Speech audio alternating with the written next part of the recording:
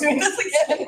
And Noelle's been cute. Noelle's been most sustaining. She's I thought you were gonna fly out. kennels and she's Yeah. done a lot of that. He was hopping So all I over just run the. around and do all the instruction tasks. Yes, but so we don't have another spot in the, I was like, well, we could put an auditorium. I got right in front. Eventually. No, she We had. just heard that all done now. Those two. I have, yeah. Giant body. It could. Only $2,000 more, yeah, we'll go for it. For me, it really depends. I emailed him back, Really pressed. said I sent that proposal, blah, blah, blah. Then it goes. Then it just- So if I can mess up occasionally, that's not so bad. Attaches I the addition. enjoy the Went work. back I'm and looked capable at of doing whatever the it work. was. Too cheap to hire And then out. talked about it. I'm like, I don't And know then, if and then the that's whole what thing, you do. we kind of knew about what we wanted, that might be, but we didn't know exactly how we wanted it to be, just that no different, like, you know. Oh, I Every was- contract that made us I all only the pretty changes, we adamant like, about okay, it. I will get all Let's the data not tomorrow. Right. We talked to Dave first. Yep. No, I have questions too, so, you know, I will do that. I gave This you area right part here. of the washing machine. So I'm guessing he's gonna like square it up. Well, we must need to dig, but he said something about also needing to dig some for the wood chips. Back to that, did it say if they can for the wood chips? Any of that? But it'll be on your own. I haven't, Fiber has a spray for up 9. and if you can't, we'll just have to move it. I kind of. I got, I was hesitant because, I got to talk to a consultant for their teaching meeting at 9 to 11 on Tuesday. I noticed that when I pulled up today. Fine. Yeah, that's For- Because I have, that's usually if I have a super important meeting, that's the time. okay to be busy. So, We just have to, we have I to- thought it was freshly my done. mower wasn't 16, I just, me and him. their field rep can't be. That's what. We just couple it. Which makes sense. And honestly, later in the day would probably work. It's just that From the time time, frame that there, was a high one, that was hard to Because get. if we went later in the day. Great. Like a 2 Thank you. hour. Yeah, and that would actually, I think, probably, I have to double check. I could, No, I could cut limbs, I I could cut limbs here. So I'll see if that would be a possibility. Okay, that'd be fine. All right, it is 6 o'clock. All members are present, so we'll call the meeting to order. Chris, can you get the door? Yes. Thank you. We'll start first off with communication items. All right, so we're gonna see how the end of the school year went with our administrators. So we'll start with Cassie. Come on up, Mrs. Akerson. Let's hear what's going on at the elementary school. Good evening and happy summer officially. We wrapped up the school year. I could have easily gone on to multiple pages to share all the things that we did towards the end of the year, but just want to reiterate, we ended the year with special learning opportunities, projects, presentations, field trips. We had our last day of school assembly where all students came together, combined our 5th grade graduation along with their music program. At our assembly, we honored students for different recognitions and awards. Certainly played our school song and Who Let the Dogs Out. That is a strong tradition at the elementary school. And then also I was able to have our my one-on-one meetings with certified staff as they checked out before summer. And that's always a favorite for me, just to meet one-on-one and reflect and recap on the year. I will say it's timely to schedule both on my end and on staff because they're busy and wanting to get things ready to go, but it is beneficial. We allocate that time and make it a priority. You can see Bulldog Spotlight May recipients there as we honored them in May for being mindful, connected, and respectful. Their picture should be in the paper if it hasn't been already. And then spring benchmarking, as you know, we check for student understanding fall, winter, and spring in the areas of reading and math. And so we were able to complete that. Maria Rasmussen and some students created a video that we shared out with families, and it just gives a recap of what benchmarking is and what that looked like. I don't know if you want to take a peek at it here tonight or watch that on your own time, but that was communicated to families, just giving them an understanding of. Would you like to see it? Yeah, might as well. Okay. It's short and sweet, but it's to the point. We share this tab. Hello, Bulldog families. We are excited to share with you an important component of our educational framework, benchmarking information. Benchmarking is vital for understanding where our students are at in the areas of reading and math. It not only helps our teachers tailor their instructions, but also provides valuable data to students, families, and our community. We would like to share why we benchmark and how the assessments are structured. We will look at the FastBridge assessments for both reading and math. Stay tuned as we dive into the details of what benchmarking entails and how it benefits our students across all grade levels. First, let us share why we benchmark. It's not just a requirement from Minnesota legislation. It serves multiple purposes. Number one, it is data for teachers. This data helps educators tailor their teaching strategies to meet the needs of their students. Number two, data for students and families.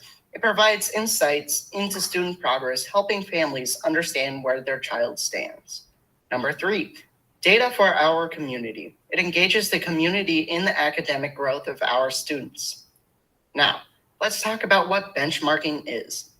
Benchmarking involves assessments that have target scores, which we gather through tools like FastBridge for reading and math.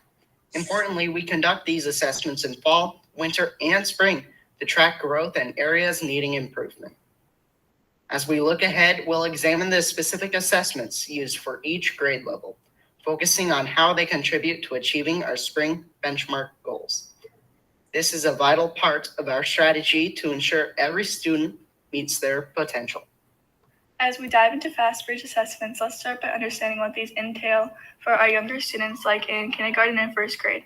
We have early reading and audio reading, and in math, we have the early math assessment. These are crucial as they help to track foundational skills like letter sounds and number identifications. For students in grades 2 through 10, we use FastBridge assessments for both math and reading. A Math and A Reading are comprehensive assessments and adapt to student performance in real time. The other tools we utilize are designed to cover a broad range of skills, from basic math facts to complex multi-step problems in math, and from sounds and spellings to fluency in reading. Here are the spring targets for the grade levels. You can see the targets increase over the school year from fall to spring and by each grade level. Our goal this year was to increase the percent of students meeting target scores from fall to spring. We aim to grow from 64 to 75%. Exciting news! We're proud to share that 79% of kindergarten and first grade students met their target goals, exceeding our goal. Second through fifth graders worked toward increasing CVMR fluency from 61 to 70%, while we made strong progress, reaching 66% proficiency. There's still room to grow, and we're committed to continue improvement. Here are the spring reading targets for the grade levels. We are working to increase 61% of our students meeting the target in the fall to 75% in the spring, with students in 6th through 8th grade. We had 68% of these students meet the target score in CVMR fluency, and we are proud of the growth, but we have more work to do. Our 6th grade through 10th graders worked to increase from 61% in the fall to 70% proficiency on A reading in the spring. Students came in at 59% proficiency, so we will pick up where we left off in the fall. Here are the spring math targets for grades K through 10th grade. You can see the targets increase over the school year from fall to spring, as well as by each grade level. Now we can look at our math goals. We aim for 82% of our kindergarten and first grade students to be proficient in early math. 71% of the students met the math spring benchmark. And in grades 2nd through 5th, we aim to have 74% of our students meet the spring benchmark in A Math. 70% of 2nd through 5th graders met the benchmark this spring. In grades 6 through 10, we set a goal of 70% proficiency in A Math. 67% of students met the spring benchmark. As we wrap up the school year, we are focusing on finishing strong, showing the growth of our students. The math and reading data only show us a glimpse of the growth our students have made. We know our students have grown in other ways too. We hope this gave you an overview of our benchmarking. Thank you for helping your child finish the school year strong. We are so proud of our student Bulldogs. Have a great summer and keep reading. Go Bulldogs! So that video was shared with families, both at the secondary and at the elementary, just providing that overview. And we'll dig a little bit deeper into our data next fall when we present again about all things data. Other summer updates, our custodial staff has begun cleaning our classrooms and all throughout the school. They are working hard and hitting that ground running, getting all the things prepared for the fall already. Kitchen staff are busy serving breakfast and lunch to not only our PAWS program, but to our meal summer program families and students that come in. And there's the flyer there for families if they want reference as to when breakfast and lunches are served.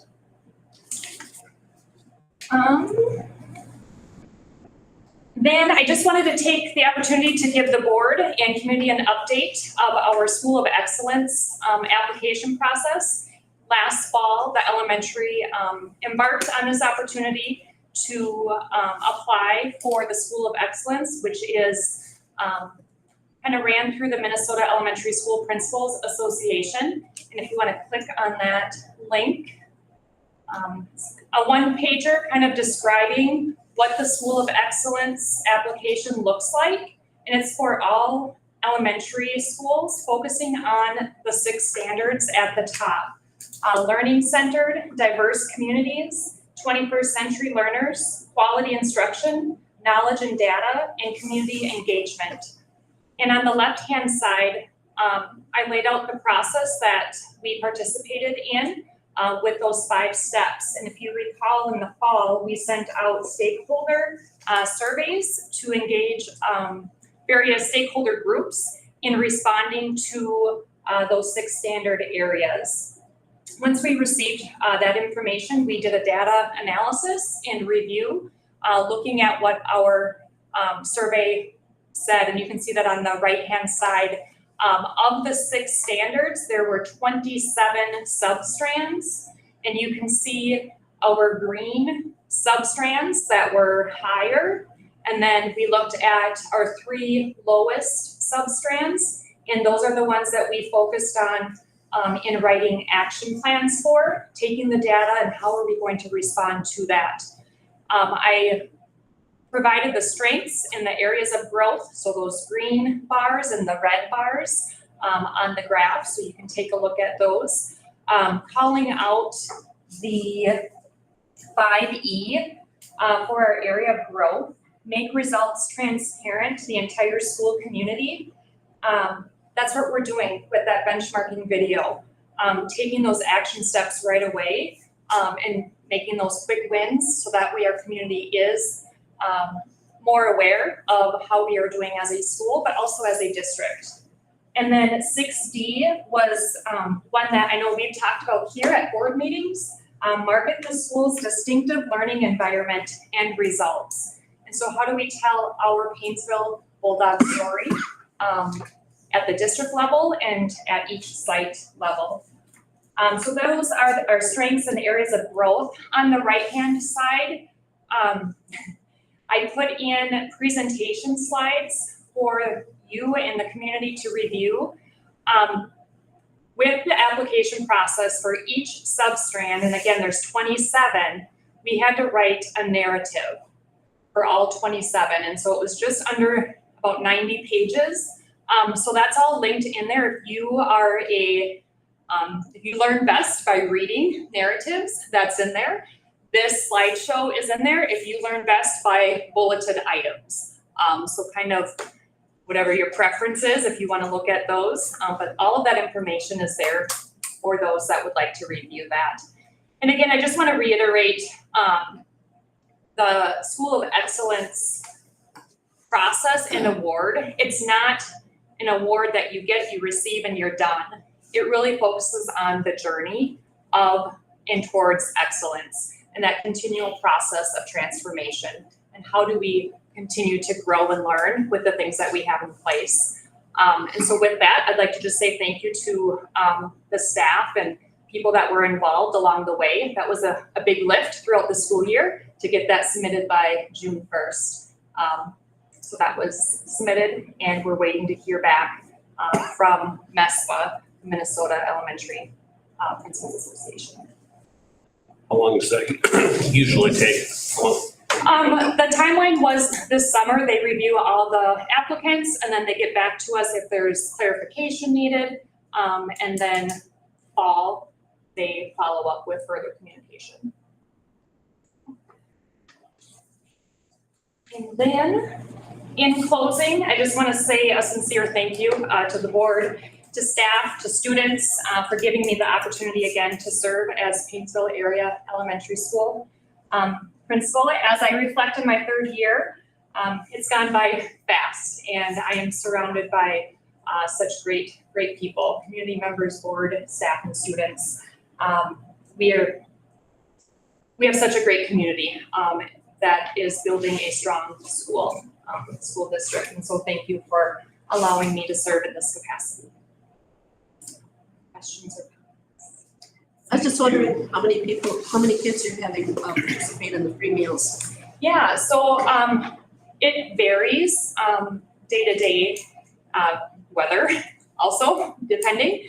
But I had heard they served like 120 lunches one day, and it got pretty hectic getting all of that because it is unpredictable. So kitchen staff are doing their best to make sure that they've got all that they need to accommodate people who are showing up. So, but it's great to see people taking advantage, and it's great that we're offering. It is great that we're offering. Yeah, and we'll have more numbers. I think I presented on that in the past, further throughout the summer. Cassie, you've done a wonderful job. I don't know if I get in trouble for clapping, but you've shown a lot of passion. You see it on your displays and stuff, and in the school, you've done a heck of a job. Thank you. Yeah, congratulations. Pleasure's all mine. Thank you. All right, and then we'll transition over to the secondary, and we're gonna hear what's happening at the end of the school year for the secondary. Mr. Rasmussen, take it away. So if you hear a lot of things that sound similar, I did copy Cassie's homework here, but it's a lot of similar thoughts. We had an extremely busy end of the school year, and so if I had put all the things that we had done to kind of honor our students in this board report, we'd be here all night. So, but we had a really busy May with things like honors banquets and baccalaureates and dollars for scholars, breakfasts and things like that, just honoring all the great work that our seniors and our students have doing. So I did put a little bit about our graduation ceremony there. We held our graduation ceremony on May 23rd. We had our car parade where students got to parade through town and then be dropped off at the school. It was followed by a formal ceremony that honored the accomplishments of our seniors.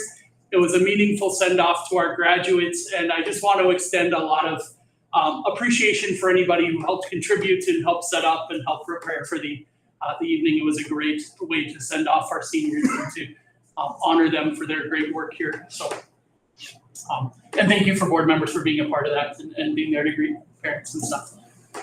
Cassie mentioned too, we wrapped up spring benchmarking, and we'll kind of go into a deeper dive of the data further up, but we wrapped up those. What we're going to use these for is now we get to look at the data and see what we can do better as a school and how we can make some adjustments in what we're doing for curriculum and identify strengths and target areas for support and adjustments as needed, looking at our data. So, but we're glad that we wrapped up spring benchmarking here.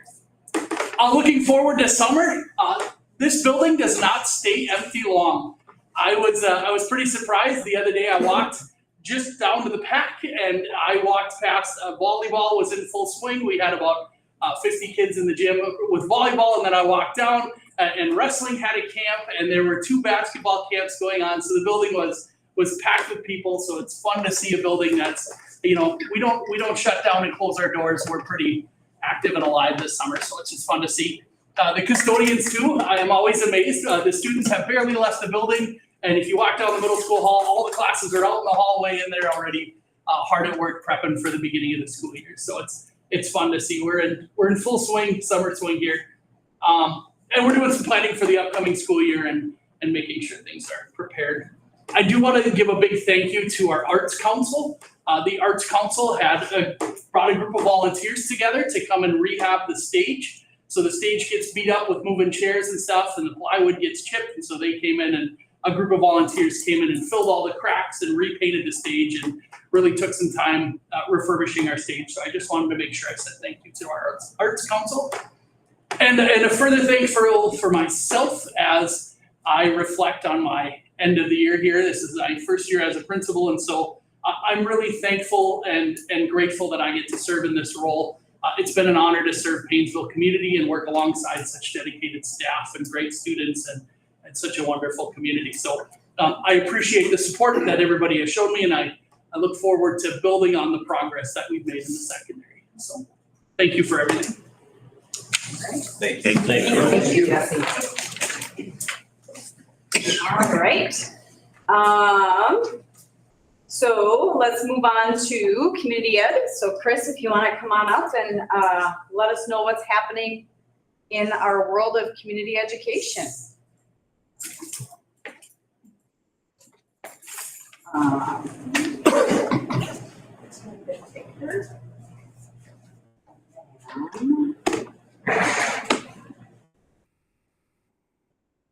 There we go. All right.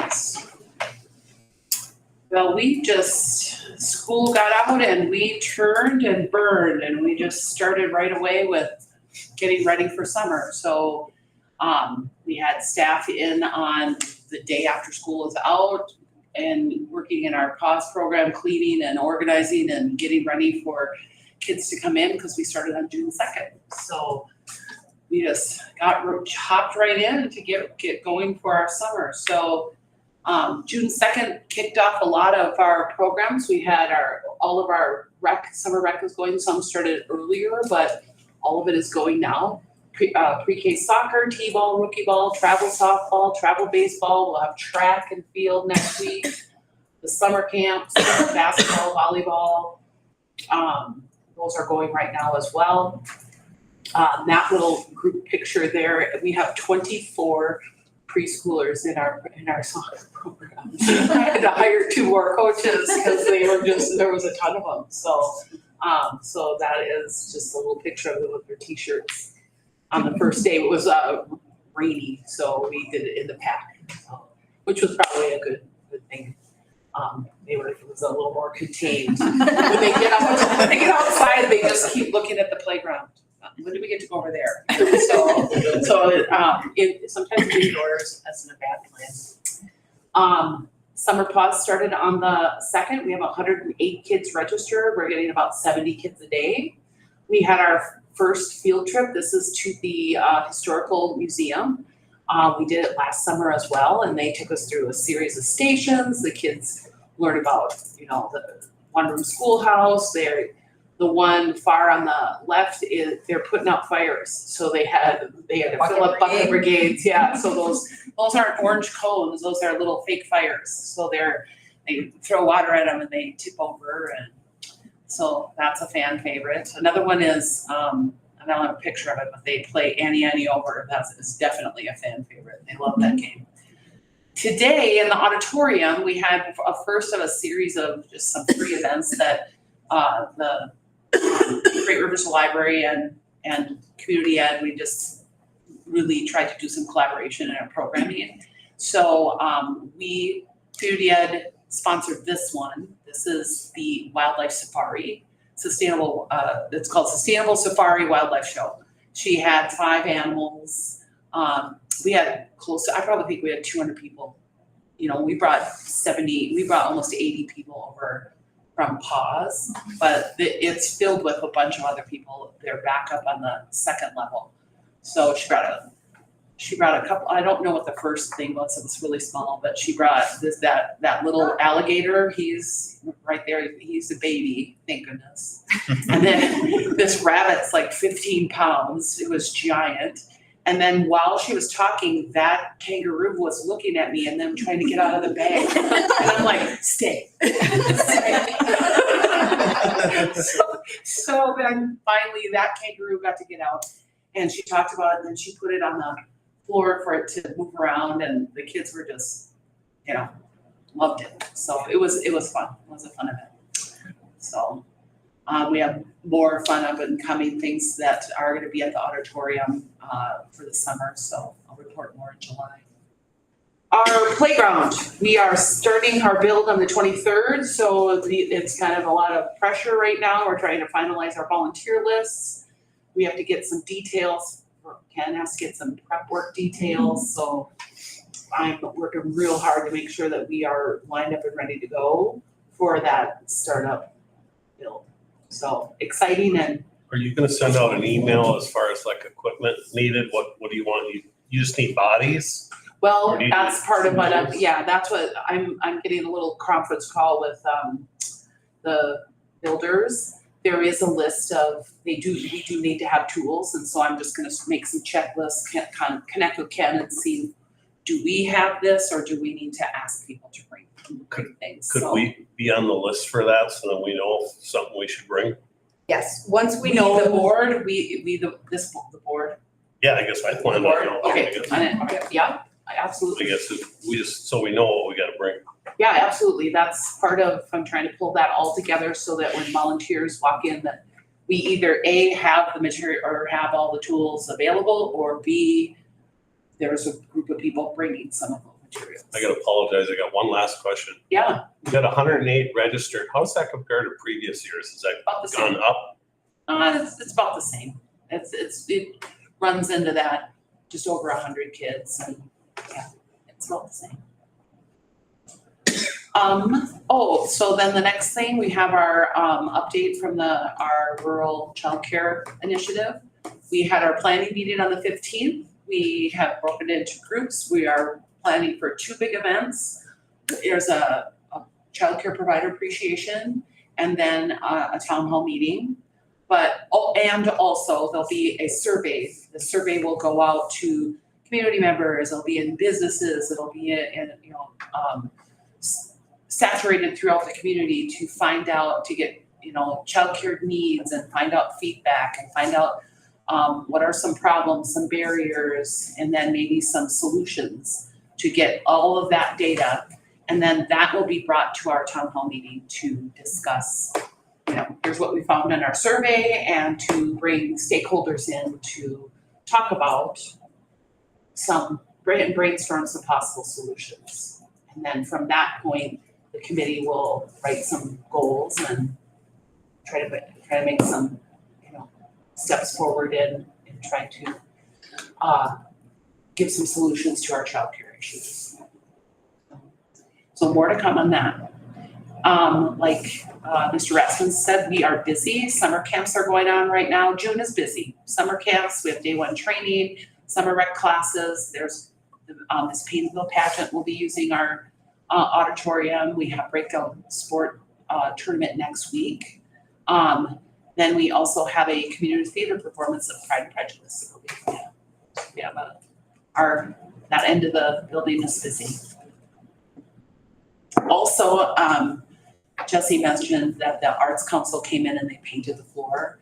I just want a special shout out to Nate Rindahl and Jean Lewis and her husband. They brought the sanders and the buffers and the big pieces of equipment in that just kind of buffed out all the little gouges and put bond in and made it really dusty, but it got all cleaned up and it looks really great. So we couldn't have looked good like that with also those guys spearheading that. So give them a shout out. Right, all right. Thank you, Chris. Any Yeah. questions for Chris? Okay, all right. Thank you. All right, and buildings and grounds. Let's hear what's happening in your world, Ken. I know. So, Speaking of. summer boredom, all these people come up and talk about the fun stuff in the school, and I get to be the Debbie Downer, right? Oh. With a smile. You have to say it with a Yeah, Makes it all better. So, started on the middle school gym, 30 years of wax on a rubber floor. Didn't go well. It's on there good. So we did not get as far as I was hoping, and we have to set up for gymnastics now. So it's basically going to be where it is for a year again. And but it was tough going in there. I'm going to be looking for other alternatives because it's tough going. The roof project, they ran into a few issues up there. Most of it was in corners and so on underneath flashing. They had holes. They had the flashing on the louvers were flashed wrong. So the water was actually running in after they had the louvers off. You could just see the puddling where it was inside the walls and everything else. That just came about here this week. I've been busy. I was off last week late. Came about then, but I was off. And, talking with Troy a little bit and myself and the other guys, and we'll figure out a good solution and bring it to the table. Make sure you guys are all aware of what's going on. Troy did send out that LTFM kind of sheet from that road project when he was out. I don't know if we shared that with you guys. Nope, I haven't reviewed it yet. Just some nice things that we can be working on and keeping the building safe and upright, so watertight. So, other things, parking lot lights. I've been struggling with them for a while. It's on the new system down in the pack. I did exactly what the guy told me to do when I called him. And lo and behold, now the lights don't work in the downstairs. If you guys have been down and I have not had time to go back and look at it. I need to call them back, figure out what I did wrong, figure out it's gotta be another weird little system, some watt saver thing. So we'll get her figured out, get them lights all working and coming on at the right times, not at noon every day out in the parking lot. I don't think we need them this time of year. Mowers.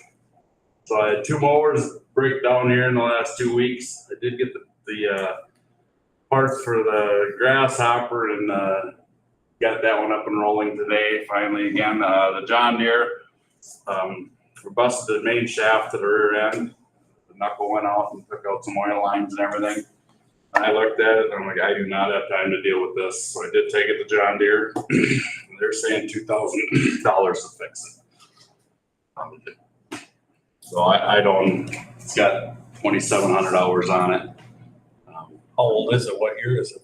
Yeah, we'll have to take a look at our options We'll and have to, bring that back as yeah, a we'll have to bring that conversation. up. I told them don't touch it for the time being. I told them I'd let them know in the morning. I'll talk to them. I'm gonna be around. We'll Just talk about a little bit, see what we want to do there. And then today, there's a DX unit up there's 2 DX units on the roof for the admin offices, and one of them the pump went out on. R22, of course. So that's not supported anymore. I have to look at it. I just found out today. I have to go up and look at it to see, because there's 2 of them. I don't know if they're linked together. If they are, to fix it, I think they'd have to be both redone. If they're not, possibly we could put one newer one in there with the newer refrigerant and stuff in it and go from there. It's hard to say right now. I can't answer that either. So we'll figure out a little game plan there. So, and the other one, they're both fairly old. They're both the same time. So what happens when you have old buildings. That happens. No, it's to the left forever. Yeah. So, yep. All right. Any questions? I was just gonna, you do a great job. I think there's a lot of things behind the scenes that people don't realize in a new building, the interior guts about it. You know, they think, oh, the outside all looks great, but there's a lot of moving parts inside. So. A lot of moving parts. All right. Thank you. Thank you. All right. So I'm going to invite Bob Bjorklund to the table. If you would like to move on. Yep. So one of the things that we've talked about over the course of years is taking a look at, careful with the chair is a little bit, makes me nervous with the sliding, yes. Exactly. One of the things that we've talked about over the course of years is how our job descriptions hadn't been analyzed for a number of years, the point values, how everything aligns. And so Bob came in and worked through a pay equity study for our district. And so I'm gonna share this and then I'm going to turn it over to you from the beginning. And I'm going to, I just gotta get rid of, hold on here.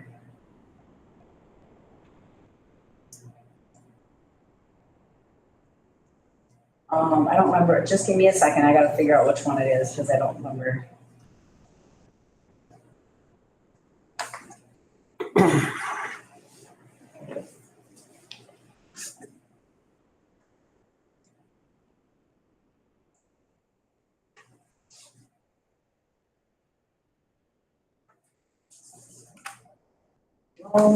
Glad you do that. Yeah, well, I don't normally, I often don't use PowerPoint, so I just wanna make sure that I have it shared for the community as it's recorded.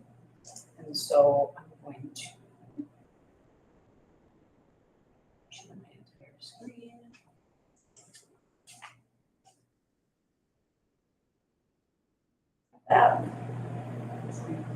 Sorry. Oh, goodness. Okay, just give me 1 second. I gotta remember how to not duplicate the, Thomas, do you remember? Just go back to your,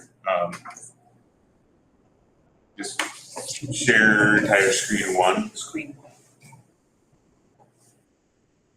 Yeah, click screen one and then hit share there. And then now you go back to your show my screen. I hit show my screen anyways. And then now you can go edit from beginning. No. And it'll still give you presenter mode, but what's on There you what go. should be displayed. All right, now you go back. Yep, there you go. All right, thank you. Sure. So, by way of introduction, my name's Robert Bierman. I'm the president of BCC. I've been doing this for well over 40 years, primarily with the public sector. I have a few private, very few. And my emphasis is always to be doing classification, compensation, studies, in addition to occasional organizational studies, performance appraisal work, and other things related to HR, but primarily it's classification, compensation studies. So when Janelle approached me, the issue at that time was, Bob, I'd like you to review what we're doing, make sure that we're doing things correctly, fairly, and objectively. And in terms of doing these kinds of studies, it's really a similar systematic process that I would follow regardless of what district I'm working with. So in terms of the objectives, the first thing you always need to do is collect data about what people are doing, making sure the information is updated as possible because jobs do change. Once the information is collected, we typically write job descriptions. Then we evaluate the relative responsibility level of each of the position descriptions. Then we conduct a salary survey to assess the competitiveness of our pay program. And then once we have all that data together, we go about and offer recommendations on changes in design of a new pay program, and then provide our clients with an estimated cost to implement those findings and recommendations. So the presentation kind of covers the objectives here. Then I'm going to talk about what the steps in the process was, and then conclude with the findings and recommendations of each of those areas.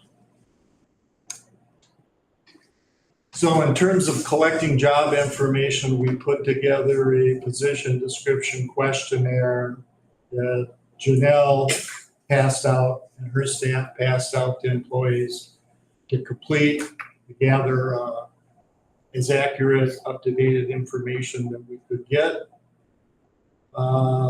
Employees were asked to fill out those questionnaires and managers were asked to review those comments to make sure that there was nothing that the accordance that was left out in terms of job duties, or to ensure and clarify the appropriateness of what people are saying they were responsible for doing.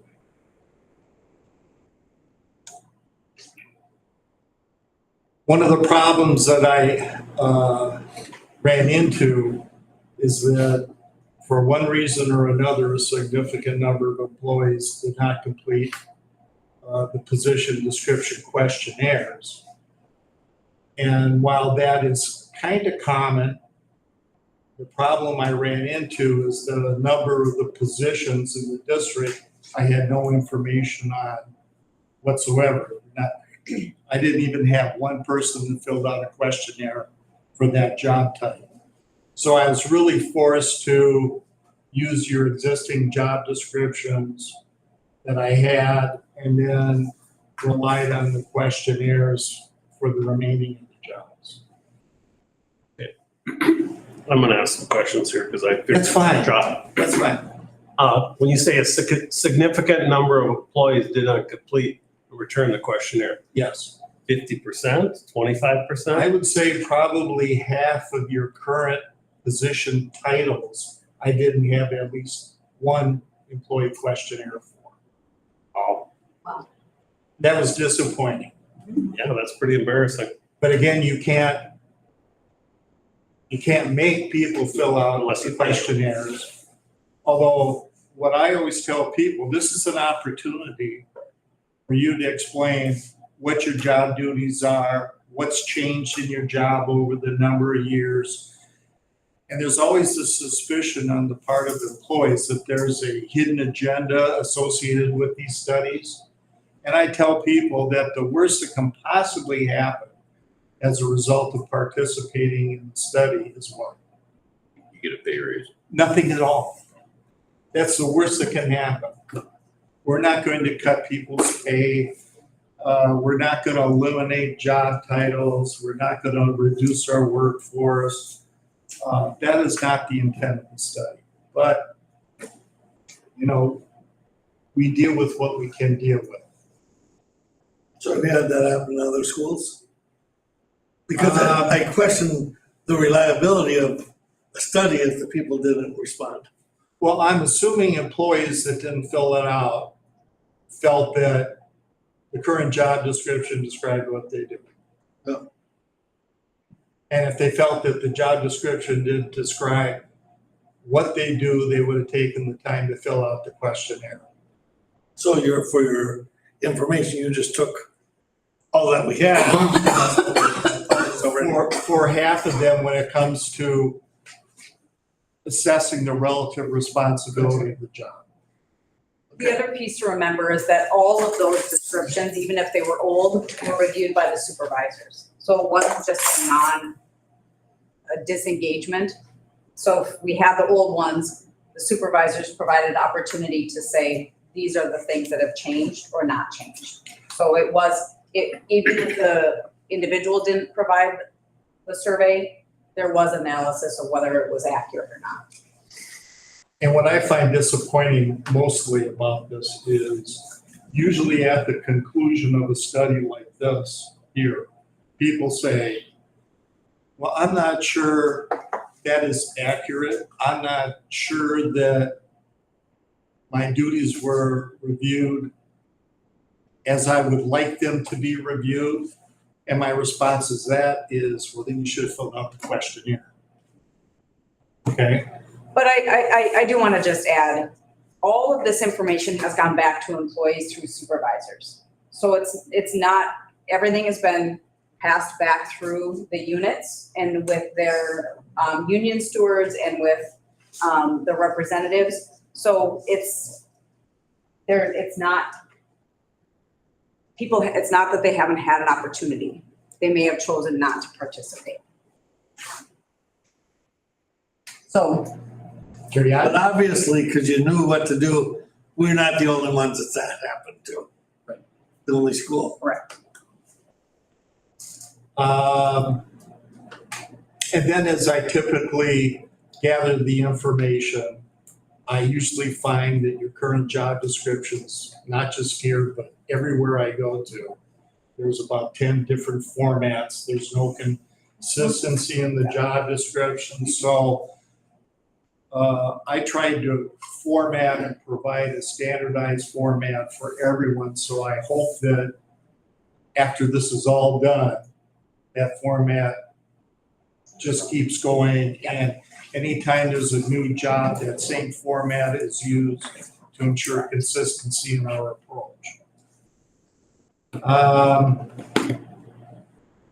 And then as Janelle said, the job descriptions were prepared. Managers had an opportunity to review, comment, make corrections, deletions, additions. I reviewed that, and as appropriate, I updated, revised, and finalized those job descriptions for the district. Once the job descriptions were prepared, I evaluated the responsibility level of each of those job descriptions based upon the classification matrix system. And what that system does looks at 4 major factors. Knowledge, occupational skill is factor 1.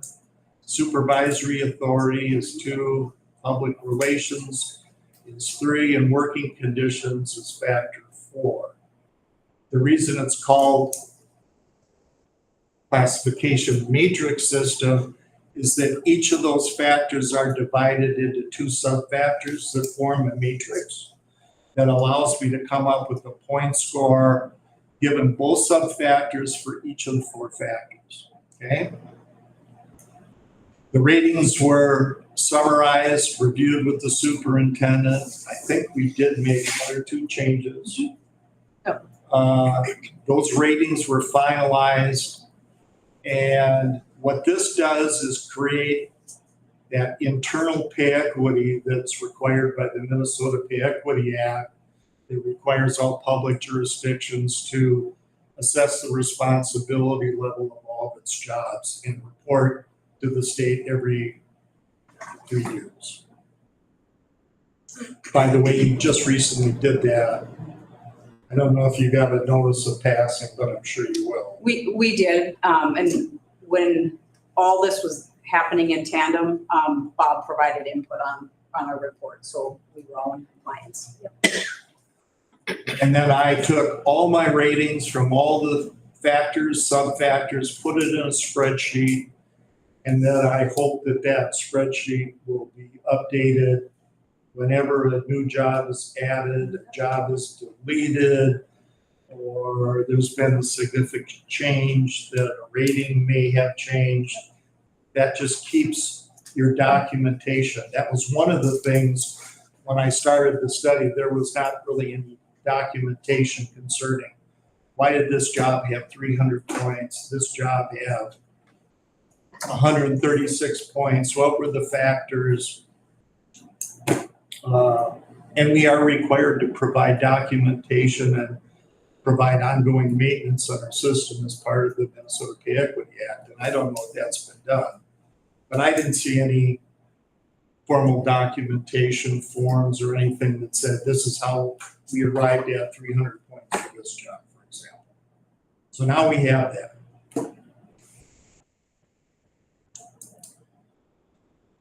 You probably cannot read that, but this is factor 2. This is supervisory responsibility. I just wanted to show you a matrix that I use. So when I look at supervision, I look at 2 major sub-factors. I look at the extent of supervision or the number of people the job's responsible for.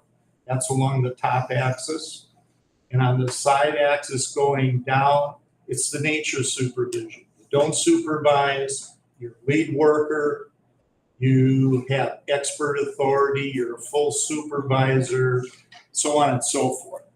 So for each description, I rate it on supervisory responsibility, and I look at the intersection of my two findings. So if a job has a full level supervisor, it supervises, let's say 9 people, on my rating worksheet, it's going to say B for the number of people supervised, and probably D for a full level supervisor. Full level supervisor being somebody who can make human resource decisions in terms of hiring recommendations, discipline recommendations, dismissal, pay, so on and so forth. Okay? I come up with a point score on this factor, and then I add the points to each of the other 3 factors, and I come up with a total point score for each of the jobs. Okay? And then I have this chart. So based upon the total point score of the job I'm looking at, I can assign it to 1 to 32 salary grades or levels based upon solely the responsibility level of the job, okay? But that's just one part of making a pay decision. That's simply the internal fairness of a job based upon what we ask the job to do. The other component is what? What does the market pay for that job, irrespective of how the responsibility level of the job has been determined? So that's the next phase. So what we did is I met with the superintendent, and we tried to identify and select jobs and organizations in which to collect salary data. Given the limited number of jobs that we have here, we surveyed almost all the jobs except for some that were kind of in flux or ones that I thought there were certain issues that would cause problems. But for the most part, it was most of the jobs.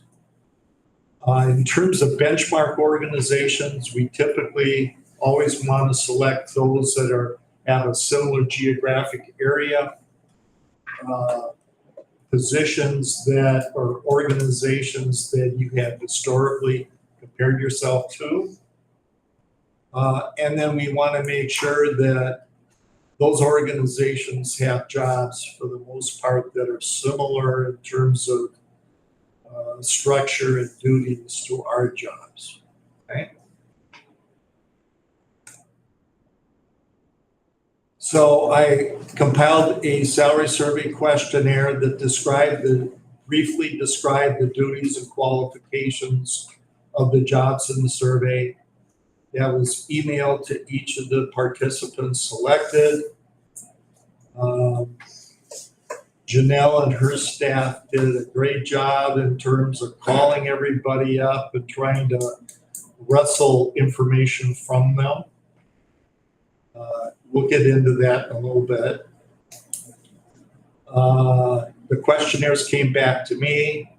I reviewed the data, I compiled the data, entered it in a spreadsheet, and analyzed the data, and then prepared a salary survey report outlining the information.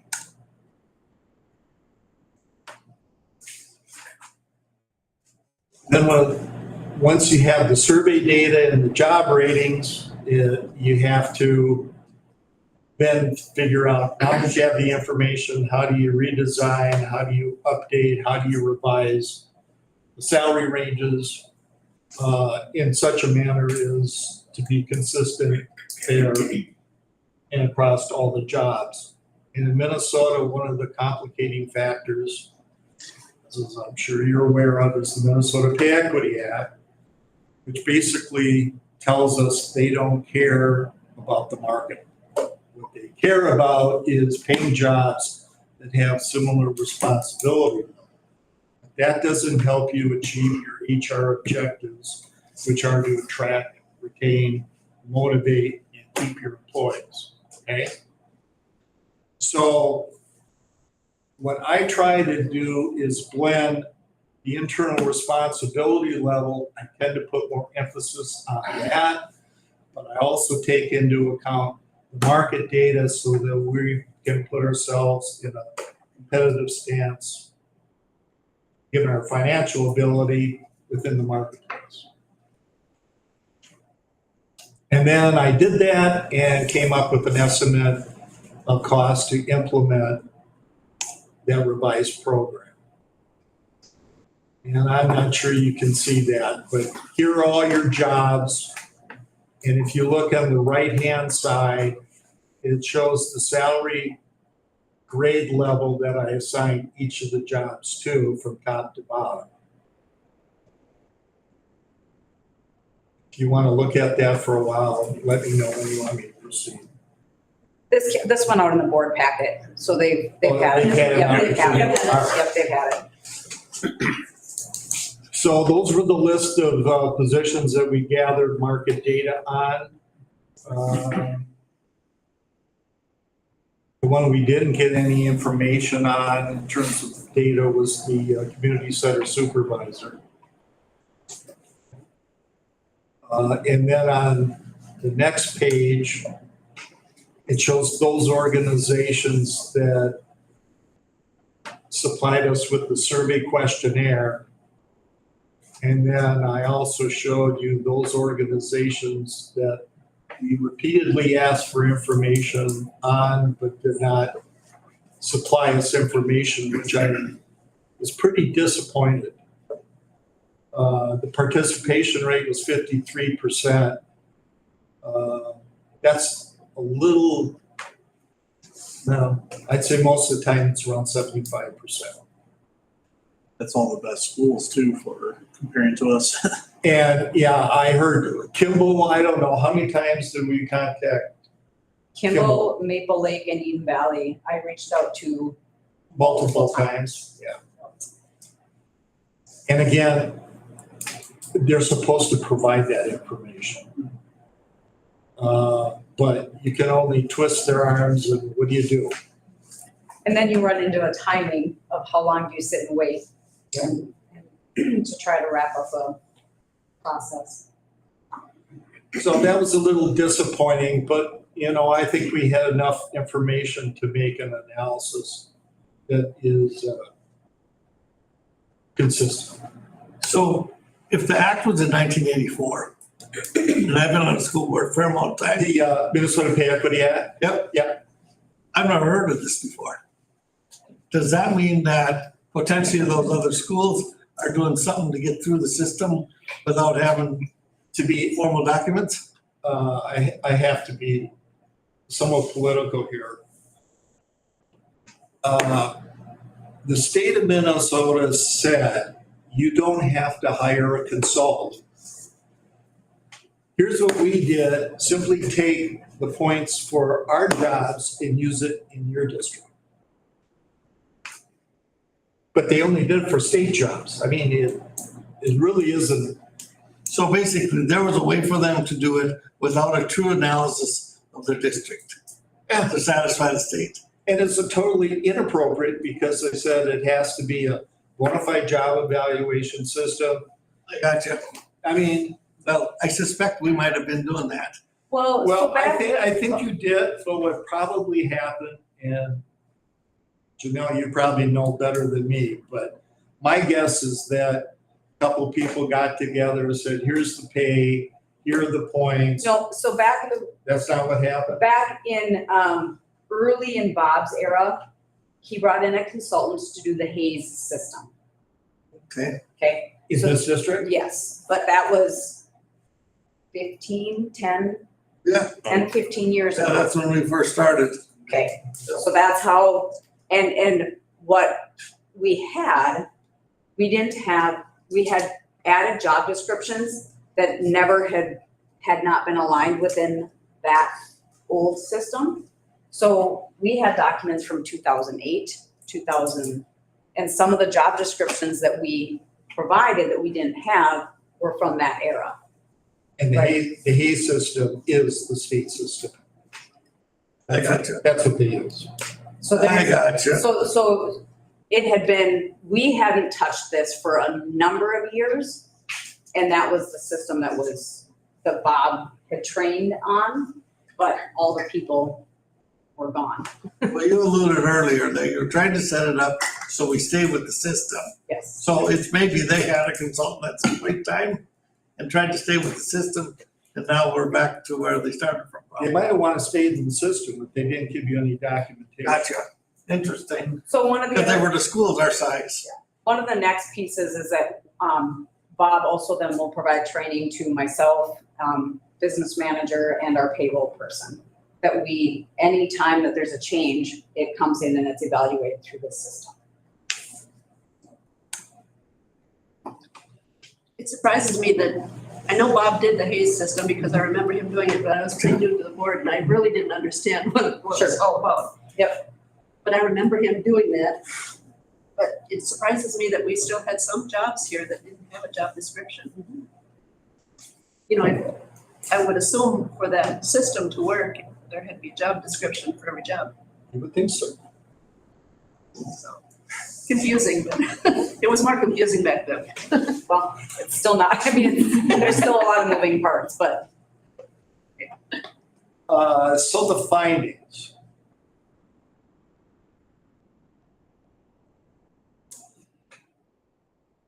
There are two ways of looking at market data. The very simple approach is you have all your job titles, you know what your average pay is, you know what the market average pay is, and you simply average it and you say, on average, are our jobs above market, below market, and by how much, okay? The other approach, well, let me step back. The problem with that first approach is, okay, so now you got this information, you know whether you're above market or below market, what do you do with it? For those jobs that says you're paying too much, do you take money away from people? Of course not. If it says that you're underpaid by 20, 30%, are you gonna give them a 30% raise? Of course not, okay? We can't afford to do that.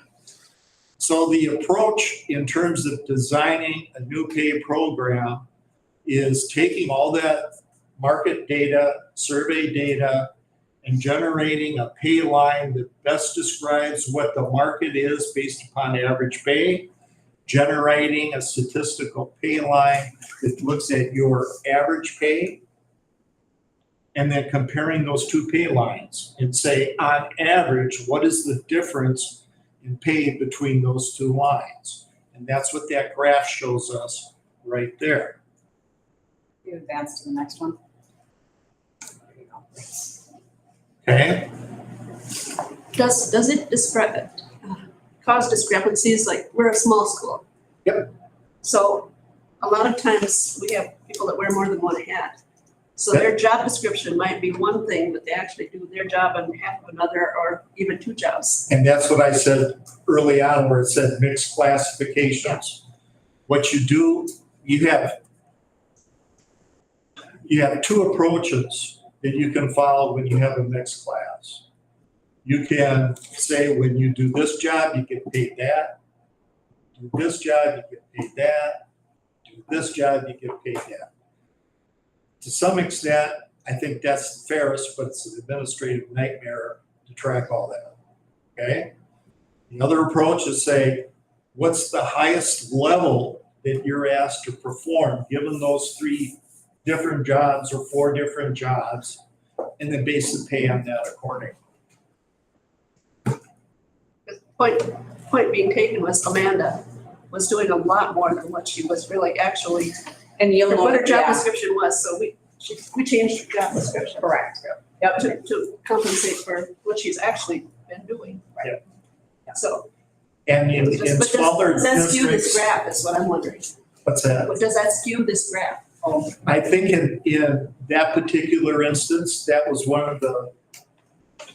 that may have been one of the benchmarks we had used because the pay was out of line or skewed, and I was worried about it hitting the data, so I didn't even collect market data on it. Because if you would have looked at hers was an anomaly, that wouldn't have been consistent with a neighboring school district, right? So when Bob said that we sat down and looked at a couple of those were those nuances of what was unique to our district and why. So, okay. And that's fairly common in smaller districts, as I'm sure you're I aware. believe it probably is. But, I mean, I think I'm kind of a graphic, visual learner. And when I look at that chart, it tells me a number of things. It tells me that as jobs increase in responsibility, the market's paying more, but you're also paying. But it also says that you're consistently below market. When I correlate the data collected on market and correlate the data internally that's used to generate those lines, the correlation between my job ratings and the market was significantly better than the correlation between my job ratings and your pay. But in both cases, the correlation was at least 0.9 or better. If you're familiar with correlations, a score of 1.0 would mean all those dots in salary figures would align directly on the pay line. So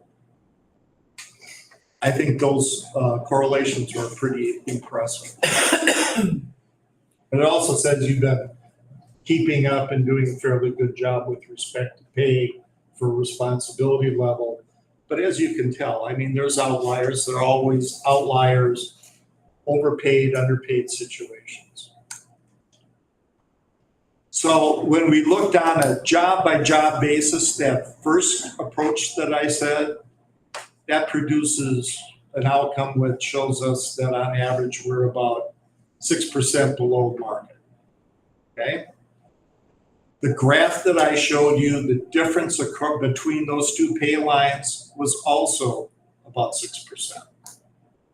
So there was consistency there. And as it said, as jobs increase in responsibility, the pay differences start to become larger and larger.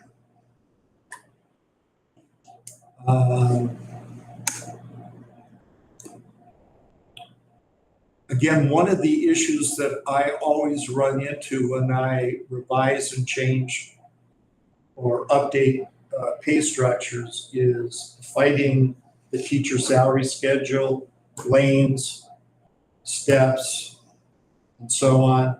That's a career schedule from the time they come to you to the time they leave you, as opposed to others that have an individual contract and a flat rate of pay, and then others that are in union that have ranges and steps.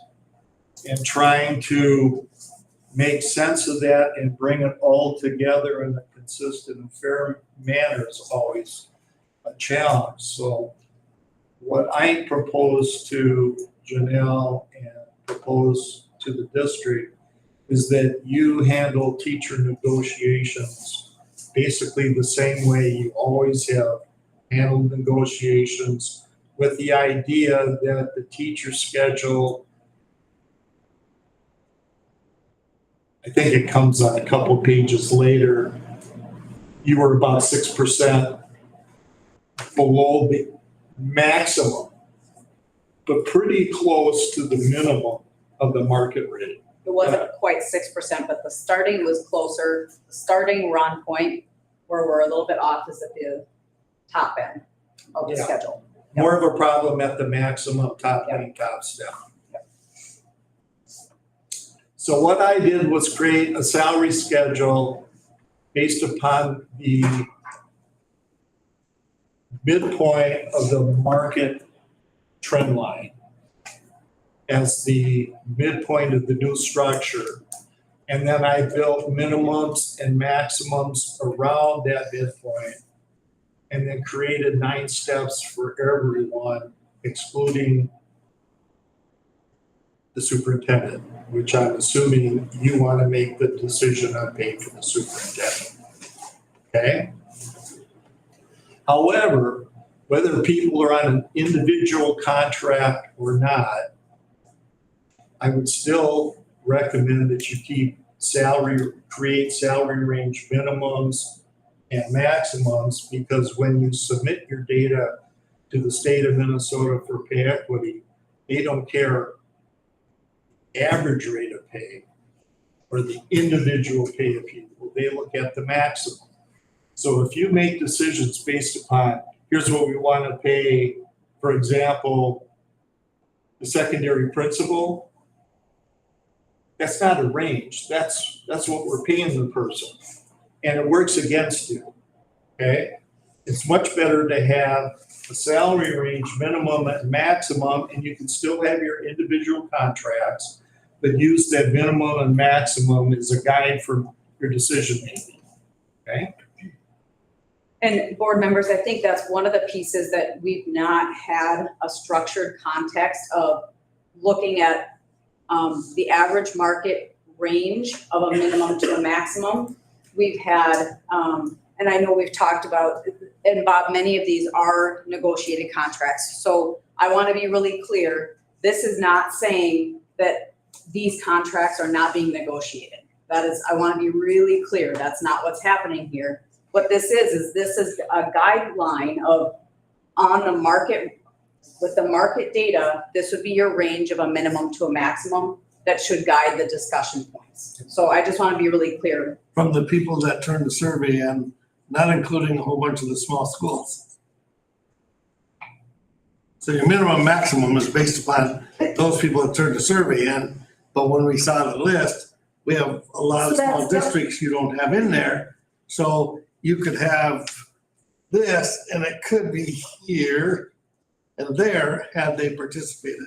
That's why I only use average pay, because for so many of the jobs, they didn't have a maximum, they didn't have a minimum.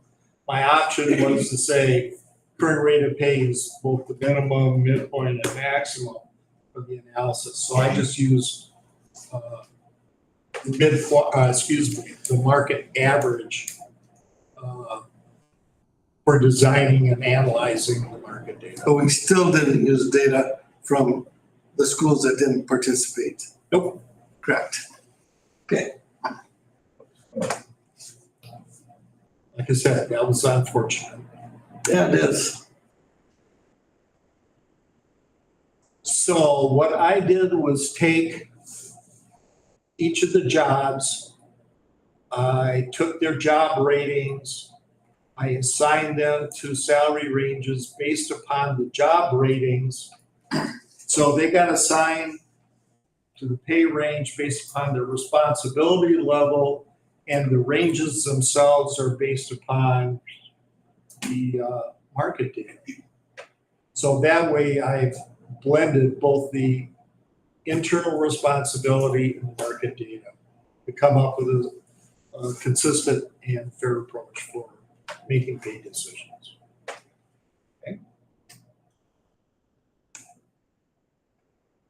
And then one final step I took was to, once I had that preliminary pay ranges put into place, I then went back and I looked at the midpoint of that range, compared it to the market average, and if there was a difference of, say, 15, 16%, I moved the job up a grade. Okay? So I was looking for those special market considerations that the market says we got to pay the job more because we have to. Okay? As if, for instance, some of our technology. That's a really good example, because there's the market sustains a higher competitiveness for technology positions, as a for instance. Yep. So the counties that I the counties that I work with, one of the typical ones outside of technology is attorneys. 30 years ago, they were commanding huge amounts of money. Then the market changed and they were beating each other up for significantly lower rates of pay. And now, again, it's gone back. Now they're increasingly more valuable in the marketplace. And that's their struggle. So when you have exceptional market considerations, that's something you want to pay close attention to every couple of years to see if the market has changed for those particular jobs. Okay? So to estimate the cost for each individual employee, I put them in the range based upon their current rating. I increased their pay by 2% to make it forward to 2026. I compared that figure to the minimum of the range, and if they were below that, I brought them to the minimum. If they were within the salary range I assigned them to, I put them at the step closest to the higher. If they were over the range, I considered it a situation where we had to freeze that rate of pay until increases over time brought them back into my proposed range. And then I costed it, and the cost was 2.84% of estimated payroll for those employees not part of the teacher bargaining. Okay.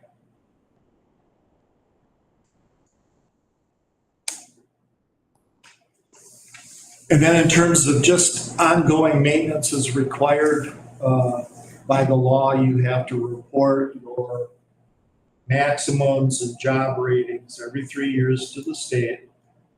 You are required to maintain the system and track changes over time, because every 3 years you have to say which jobs changed in point value, why did they change in point value, provide a reason for that change. And then also any new titles, title changes, and so on. So you really do need to track this on an ongoing basis.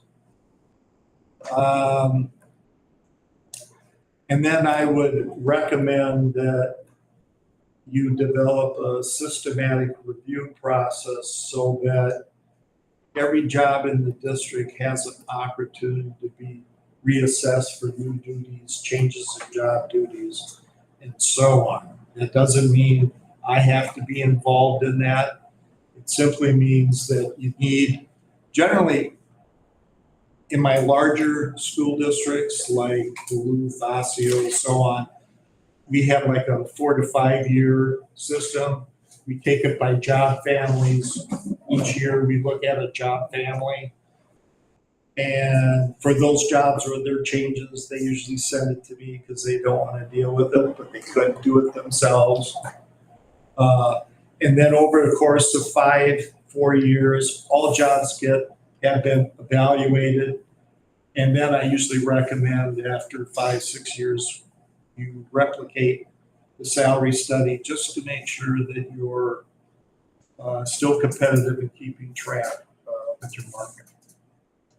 Okay, so you guys said 10, 12 years ago, you guys had the Hayes system that we just quit using? Is that true? I hadn't seen updates from the Hayes system for a number of years. And the consultant, the individual who came to do the training isn't doing the training, was not doing the training. Okay, so now we're committed to DC. For how many years are we committed to you? Is this a 1 year thing, or what are we doing? Well, I'm gonna give you training. Okay. So you'll have people in-house that should be able to do it themselves. I'm also available if you want me to do it. But when Hay is so concerned about protecting its proprietary system, they don't give you the guidelines, they don't give you any information. You're kind of left on your own unless you pay them to do it. Well, you've already paid me to do it. You paid to use my system. So all I would ask is that I will train you in my system. I'll give you the forms. You can use me or you can do it yourself. All I ask is that you respect it as my system. And if at some point in time you want to change, you have them consult, implement their system as opposed to use my system. Because then it'll come back to haunt me and say, Bob, you're So- I'm gonna ask the $1 million question. So what are we paying you to do it for this year? Are we committed for this year? This is done. It's done. This is done. These are- Well, I understand, but am I It's out of for the line most to part. ask? I mean, when you say to train, obviously that would cost more, correct? it's No. part of the proposal. Oh, it is part of it. It's part of the contract. I wrote it right in there. So this, We approved that contract. yeah, you approved this contract in Yeah. August or September, August. But I guess, is it yearly? No. No. No, you had, once this is all done, if you want my help, then I charge you for what you asked me to do at that particular time. So part of what this was is to make, because we had a lot of pieces that were missing pieces. Correct. So for us to, so now it's getting it back to, stop. You know what? I'm gonna get in trouble for that. Let's just continue on. You're not, Well, you're not getting yourself. you're on a topic. If I could just add one thing. Yeah, but I'm gonna get in trouble. Our issue is with the staff as a whole, administration, if administration stays or changes, nothing travels downstream or upstream. So that's what would be my big thing. We have administration changes, then they don't remember any of this, and everybody in the system kind of starting all over again. And that may have what be some of what happened with whatever Bob did. Maybe it's something that got started and it just dies. If you have the data there, if administration changes, we just need to address you and somebody comes out here and gets us on track with training for a new group. Right. Because I think as school board members, that's what we need to remember, because if we don't, then we'll go through a whole process all over again. And unlike the Hay system, you have the rating forms, the rating worksheet, you got the questionnaires. I've given you as much information as I put together to do the study in the first place. Yeah, and it also sounded like you were training more than one person, so as long as we're not having. If there's some changes in employees, there's always gonna hopefully be one person that knows what's going on. So we have some redundancy there. And like you said, if you want additional training done later on, a couple of years from now, As long as we have this administration, I think we're fine.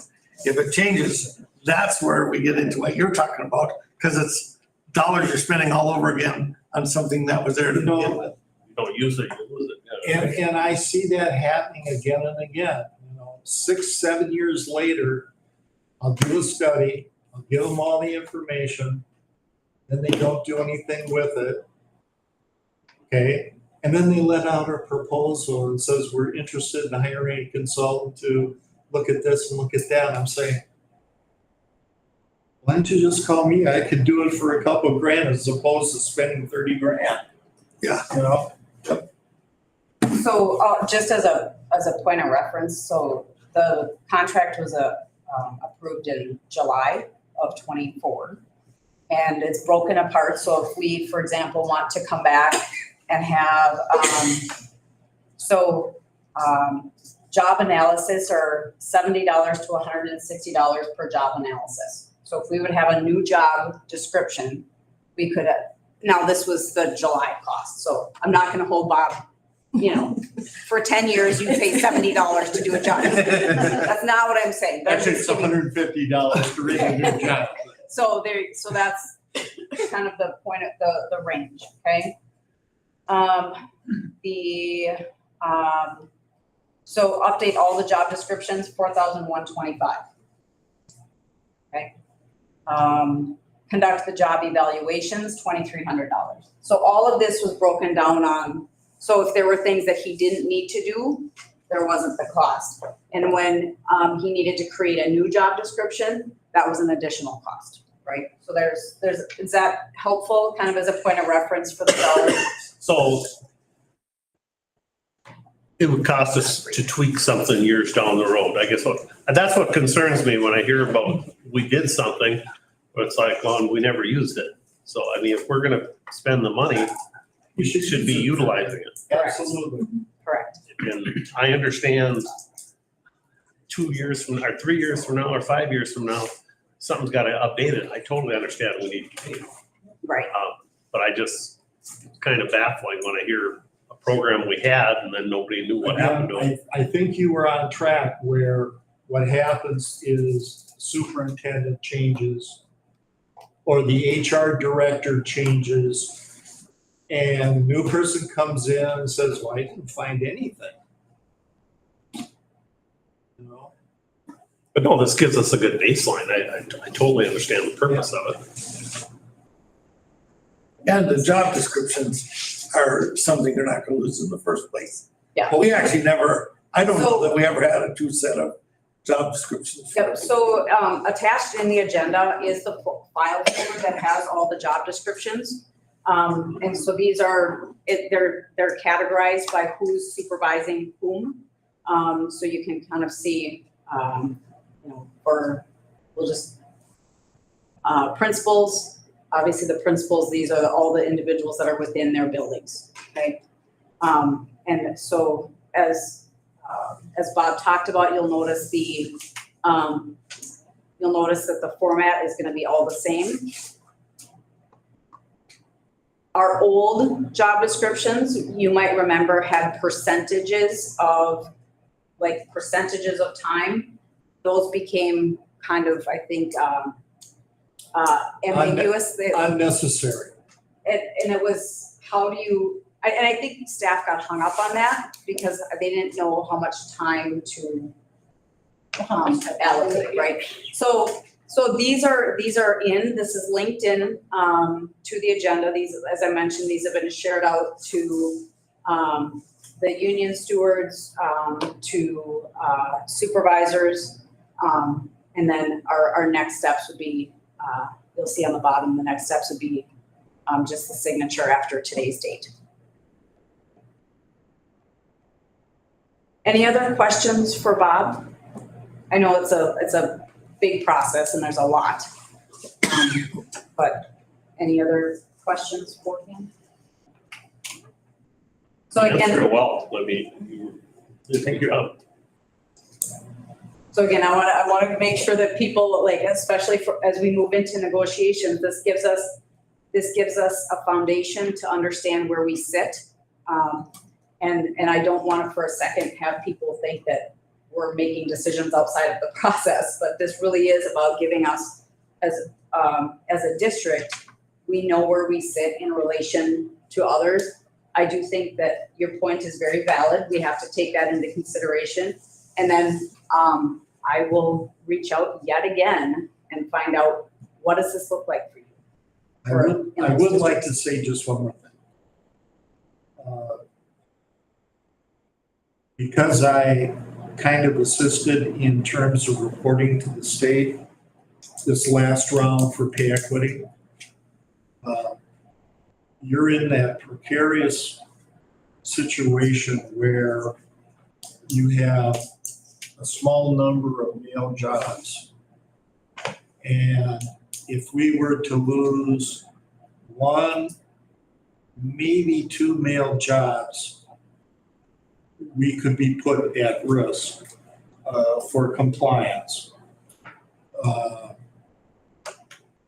Because school districts typically pass the Minnesota Pay Equity Act because the majority of our actual employees are female and part of the teacher bargaining unit.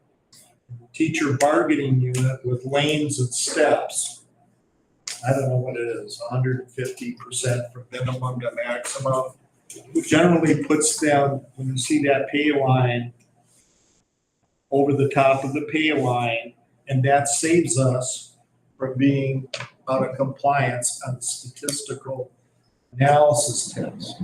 If we have fewer than, I think it's fewer than 6 male jobs, we go to the alternative analysis test. And to be honest with you, that puts all the onus and decision-making at the state level, and it makes it very hard to be in compliance with comp worth. So if we can maintain that statistical analysis test, we'll be fine. If you have open ranges, mins and maxes for everybody that's consistent, you know, this one being higher than this one higher than that one, and so on, we probably would pass the alternative analysis test too. But it always scares me, the subjectivity of the person at the state who's making those kinds of calls, because I can't always understand what the heck they're doing. And I don't think they can either. Did you just say that, Bob? I did just say that. All right. Okay, anything else for Bob? Thank you for your time. I appreciate you coming out and making a presentation. All right, we'll move on to the 25-26 budget. So this will be fairly straightforward.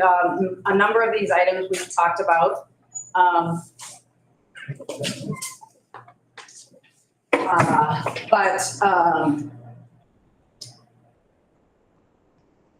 A number of these items we've talked about. So this is a very similar, again, this is the snapshot document that has our fiscal year 25 fund balance, the 25-26 revenue, 25-26 proposed expenses, the net difference, and the fund balance. The bottom line of when you look at the budget that's proposed is we'll still be able to contribute $11,296 toward our fund balance instead of moving backwards and having to tap into our fund balance. You will notice that is a really close number, okay? There are a couple of, it's a close number, okay? Now there's a couple of factors, and I'm gonna talk a little bit about those in a little bit more detail in when we go to make the formal approval on the 22nd. But some of those changes are because of the way that the legislature, they did just approve the budget. And so there are some reductions within that budget. And I'll speak to those a little bit more in a little bit more detail. But as those have come through, all of that has been taken into account. We planned that the budget was going to be approved the way it was proposed, and so this accounts for all those changes, okay?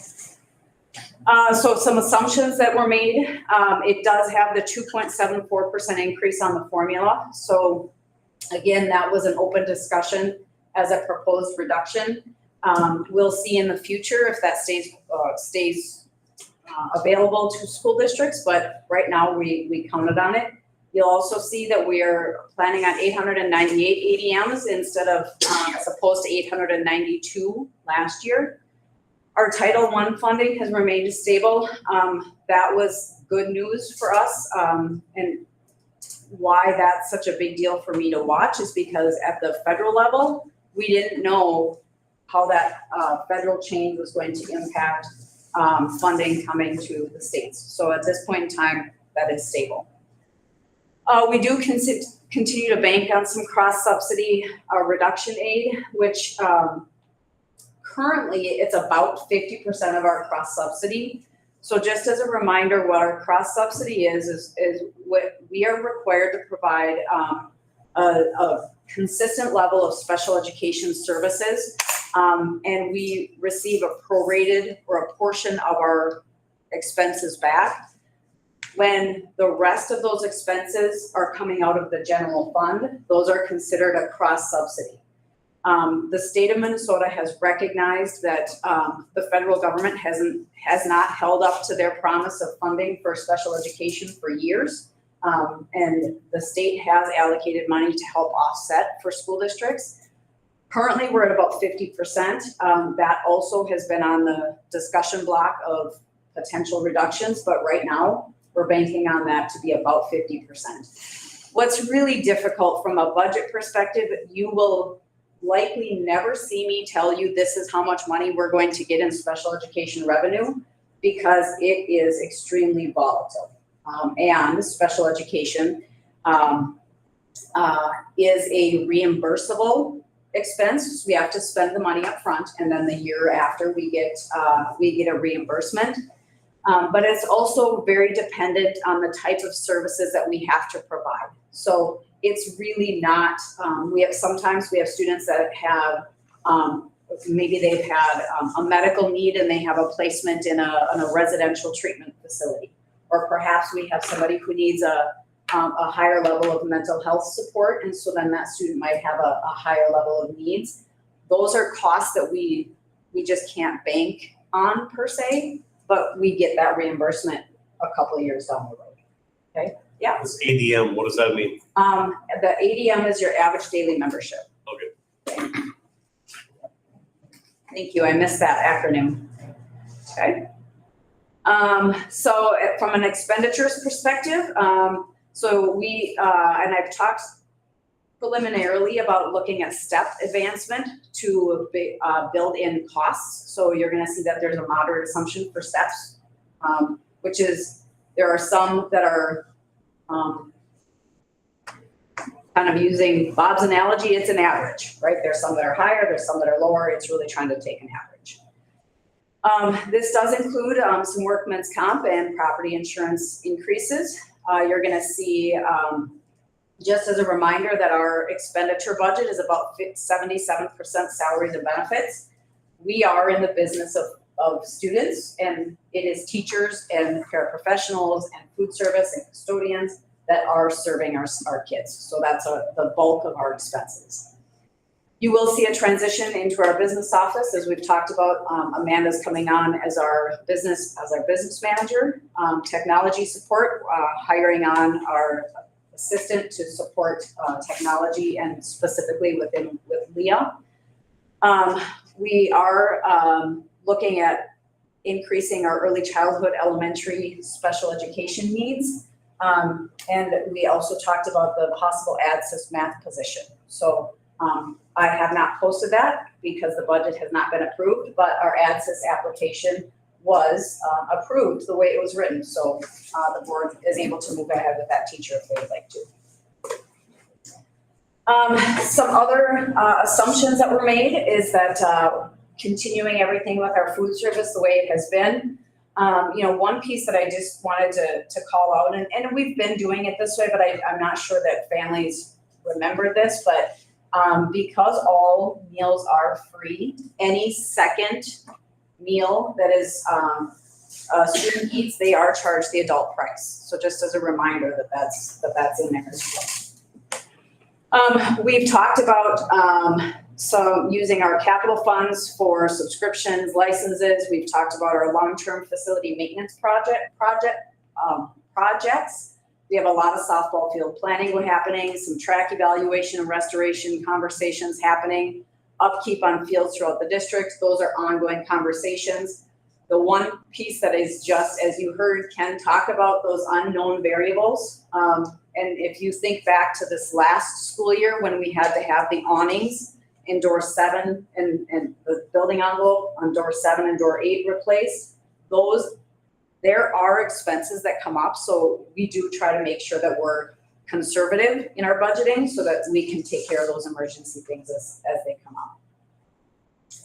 up. Debt service, that's gonna just remain as it is with our bond repayment schedule. Some other conversational items that we've talked about, the 4 sections of kindergarten. So again, we had 4 sections of first grade this year, brought that first grade teacher back down to kindergarten for 4 sections in kindergarten. We've built in the unemployment costs that are anticipated. One other piece that came out through the legislature is that our unemployment for our summer unemployment for our paraprofessionals and food service is covered by the state for the next 2 years, okay? We are having to keep track of that because if it changes after, some of those costs that are special education for our paraprofessionals will be coded to special education. And that has some implications, as we talked about, for our cross subsidy, and having more costs come out of our general fund. And the state is really wanting us to keep track of that. So we're gonna keep our eyes on that as well. We did maintain our sub costs. We have seen an increase in sub costs over the last couple of years, and we don't expect that to change. The paid family medical leave cost has been accounted for. The one piece that I do want to just call out is that is a cost not only for the employers, but it's also a cost for the employees. So just a reminder that that's built in as well. All of our contracts are being negotiated. Again, built in a moderate, using steps as kind of our conversation.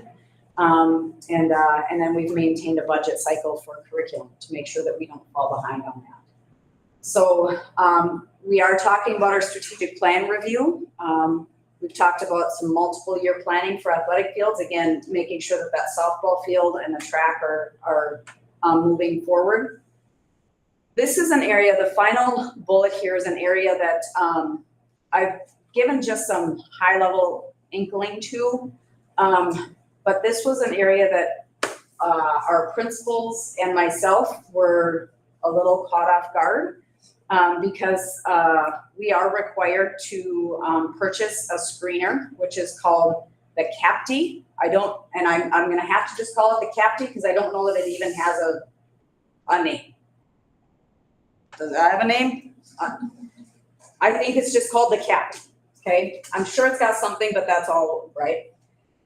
The bottom line of what it is this is part of the READ Act, okay? And this is a screener, and it's intended to help flag students with dyslexia, okay? What we're waiting for is what we do after we do the screener, what is our level of intervention that's required? As you're gonna see, there's a set criteria. We have to screen all students that are in grades 4 through 12 that are reading below grade level, okay? So using the data, the benchmark data that we've had from this spring for our school district, that would be about 201 students, okay? Each CAPTI assessment takes about 40 minutes to administer. So that's 138 hours of staff time because they're individual screeners. We're trying to wrap our head around this. Okay, this is something where we just are trying to figure out how we can logistically do this, and then also understanding from the Department of Education, what are we supposed to do with it now that we're done, right? And then what happens when a student is screened out as a 9th grader and they're reading at grade level? Does that mean they don't have to be screened out as a 10th grader and an 11th grader? So there's just, I'm kind of going down a little bit of a wormhole, but there's just a lot of unknown answers to questions that administrators we're trying to wrap our heads around. The other piece that I've really been hoping that we were going to be able to kind of absorb it within the school district is the requirement to have a literacy specialist. You've heard over and over and over the amount of work that our team is doing to really build in the multi-tier systems of support for the reading, the math. One of the requirements is that we have somebody that's designated to kind of lead that. So within this budget, we have built in, could we combine those people and do the CAPTI and work on the literacy specialists? And could we reallocate some positions together or some responsibilities together? So that is built in as a possibility for us as well. So I just wanted to let you know that that's been built in as you're looking at this proposal. So those are the considerations that have come in on the you're going to see Bruce's favorite spreadsheet. But And I know that this isn't our favorite spreadsheet to see, but it's a consistent snapshot of what you've seen over the course of years. So I think it is important to keep that moving forward because you're able to see the breakdown of everything over the course of years, okay? So this proposal includes, I'm gonna go back up to the top, sorry, these figures, okay? Are there any questions for me or things that you would like to see broken down differently before the budget is presented in at the end of June? Okay. So there's the budget. Okay. Moving on, the literacy plan board presentation. Okay. So I'm going to invite Mrs. Akerson to come on up and walk through the literacy plan. Which document do you want me to? First, we'll open up the guidance. Okay. And just to go from budget to local literacy plan, just a refresher, the local literacy plan took place of the Read Well by third grade, which was in previous legislation. And so now the READ Act brings in the local literacy plan. And last year was the first presentation of our new local literacy plan. And so now we are reporting on year one, okay? Throughout this last school year, myself and some of our MTSS staff have attended trainings from MDE and also resource training. So we can learn about the READ Act and learn about all the changes that Janelle just spoke to with the CAPTE. And so we are continuously learning as they're pumping out new information around the READ Act and the local literacy plan. So the reporting system, this is a template and you'll notice that it's blank. I just wanted you to see what is all being required in our annual report. And there are 14 different sections that are reported on in or for the literacy plan. And so this was due or is due the 16th of June. So we can exit out of this one and pull up my other one. But I just wanted you to have access to what's all being reported. And then I put together just a one-pager that walks through what was reported in each of the sections. MDE sent out an active link unique to Paynesville that we submitted our report on. And so once that was submitted to them on the 5th, we are waiting to hear back. They did receive it, so we're just waiting for that approval, that it's been approved. But if you want to click on that link in my one-pager, I do want to show the board and the community where to find this information.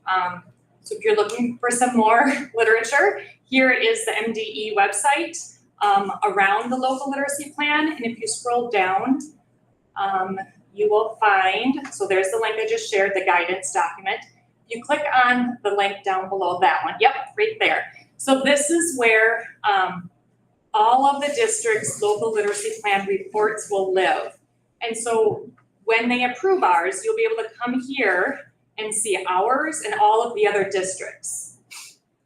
This is really, I enjoy this because I get to go see what are other people doing for these different areas. Are we on point with our surrounding districts? Can we look at other districts who might have more resources than us and look at what are we doing and what could we be doing? So just a FYI, that's where the report will live publicly once ours is approved by MDE.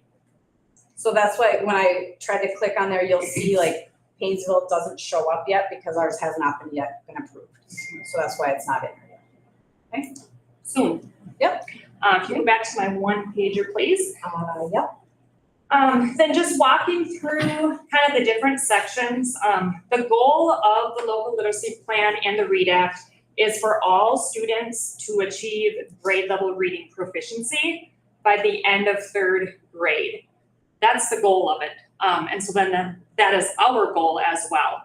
And the way that we hope to achieve that are 1 through 5, using our FastBridge assessments, creating personal learning plans to bring that home and school partnership together, using the evidence-based interventions, training our teachers in letters, and then having our multi-tiered system of support framework to provide supports to our students. The next section talks about our screening tools. In K3, there are no changes. We'll continue to use the same tools. In 4 through 12, there's been some language change around this within the READ Act. And so we updated our report that we will be using the CBMR, that fluency piece, for kindergarten through 12th grade. Because if you recall, we need to identify students who are not reading at grade level K through 12. The first year, it focused on not everybody, not up through 12th grade. So that was the change. And then also that prompted the change for A reading as well and auto reading. So we made that adjustment in our report. Parent notification, the personal learning plans, we continue to tweak and modify those. When we know more, we'll do better in what is being asked of us with those plans. We'll increase parent involvement through literacy engagement. So how do we bring on parents and educate them as well to help their students read at grade level? Data-based decision-making, we have no changes to our plan there. Multi-tiered system of support. This has been a big conversation for us as a district. Last year was our first year we expanded MTSS through 8th grade for our lead time. You've heard Mr. Rasmussen talk about lead time, providing reading support to our students. How do we expand that beyond 8th grade with the resources that we have? And the other programs and initiatives that we have. You heard Janelle talk about ADSES. Reading and math are part of our ADSES. So how do we bring those resources in and allocate them to the READ Act as well? Core curriculum, no changes there for grades K5.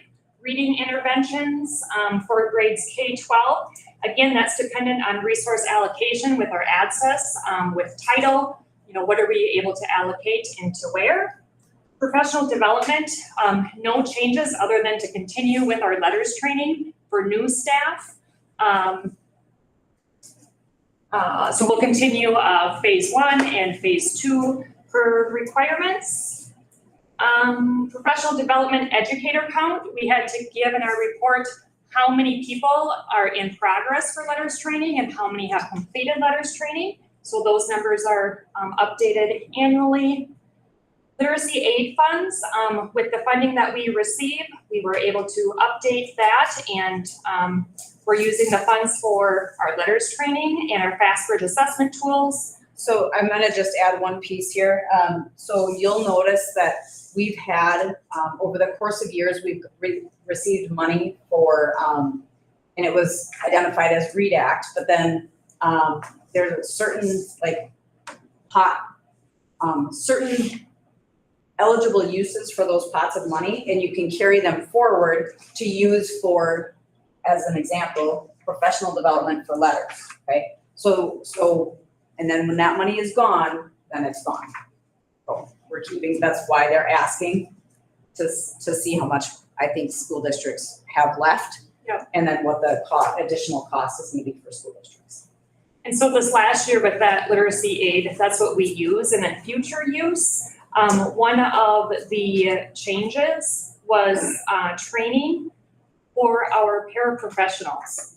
And so next school year, we will be working with that piece to make sure that paraprofessionals who are working with students in the area of reading have been trained in evidence-based literacy as well. So that will be, those funds will be used for that. Again, continuing on with FastBridge assessments, and then as the district literacy piece that Janelle previously spoke about in the budget.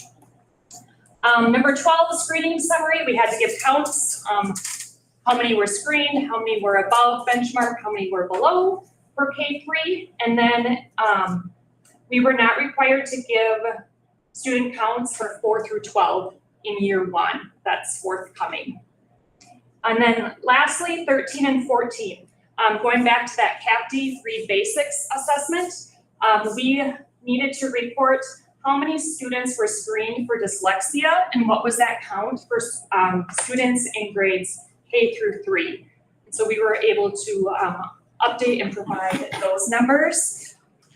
Lastly, number 14, was optional for 24-25 to give student counts for grades 4 through 12.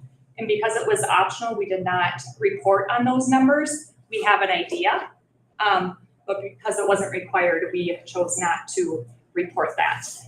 One thing I want to bring to your attention is the very bottom. A lot of the READACT focuses around proficiency and then looking at that dyslexia piece. And so I linked in there the Minnesota State statute of the definition of dyslexia for your reference. It is characterized by difficulties with accurate or fluent recognition of words and by poor spelling and decoding abilities. Our assessments that we are doing help identify characteristics of. We are not diagnosing dyslexia. We identify characteristics and create a plan for those intervention needs. And that is our role at the education level, okay? That's a snapshot of the report. Again, when MDE approves it, we'll get notification and then it'll go on our district website and the MDE website with that drop down. Questions with that first go at the reporting for the new local literacy plan? All right. That is you and not me. It was a team effort. This was not me just filling out, it really was a lot of people. Does it vary from year to year? I mean, you've been here 3 years. And I know you don't diagnose dyslexia, but is it starting to, it seems like you hear that word more now. Is that getting to be more common, unfortunately, or? Well, there's the educational term and then there's the medical term. And so that's why I wanted to put in the definition, because when we use it educationally, it has a different, a different context than the medical field. So, but to Ron, to answer your question, you are hearing it more in legislation because that has been a big, a shift in focus at the legislature to make sure that students with dyslexia are identified, we have the ability to meet their needs. But it is it's kind of like autism is a similar, you might have an educational criteria for autism and you have a medical criteria for autism, and they don't automatically mean one and the same. So it's similar. It just seems the word is out more and that people are made more aware, I don't know. Yep, I would agree. With a lot of that stuff, it's just, we're better at diagnosing it now. You know, there are dyslexic people back in the Middle Ages, but there's people who, well, they didn't read so much back then, but even in the past 40 years, they just weren't good at reading. Sure. We had different labels for them back then. Anything else with the local literacy plan? Great. Here we are. All right. So, Rachel, come on up. So we annually need to do a QComp update, and I am excited to have Mrs. Nelson here to do our QComp update because there has been some I would say, leadership growth within our QComp committee to have, in years past, I've just given you kind of the summary, right? And so we talked as a leadership team. The QComp committee involves teacher leaders and administration. And so Rachel is going to do the QComp report for the board today. So thank you for being here and thank you for waiting so patiently to the very tail end. I should have told you 7:45. Try to keep it short and sweet because you've been here a long time. So I just wanted to give you a little overview and history about the QComp program. First of all, just some of you have maybe heard the term before, but some of you are maybe unfamiliar. So QComp is a voluntary program that allows school districts to design and collectively bargain a plan that meets the law enacted through the Minnesota legislature in July of 2005. Our district plan was initially submitted and approved in 2016, which was quite a bit after when the law was enacted.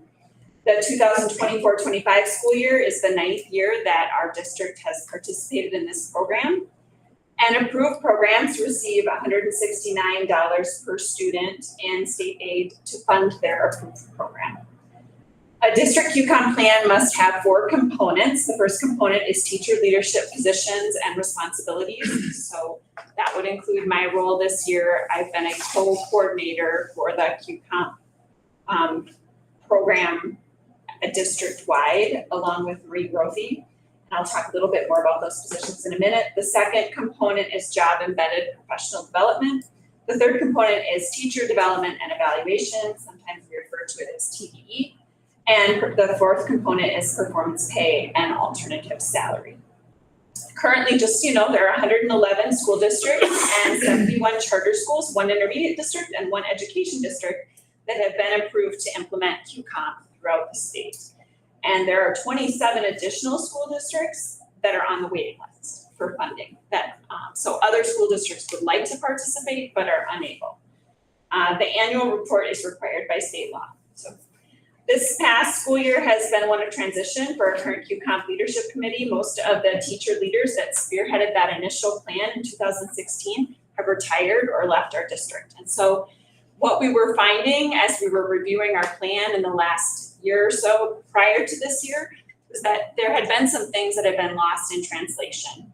And as we lost some of that leadership that had the initial vision for our plan, kind of like what you spoke to about the job descriptions, we've lost some fidelity in our QCOM program. So one of our primary goals this year was to review, update, and work on fidelity in our implementation of our plan. So that was part of the reason that we added the co-coordinator position district-wide, because we previously did not have a overall district leadership position that oversaw QCOM as a whole. We had a lot of individual leaders, but not an overall leader.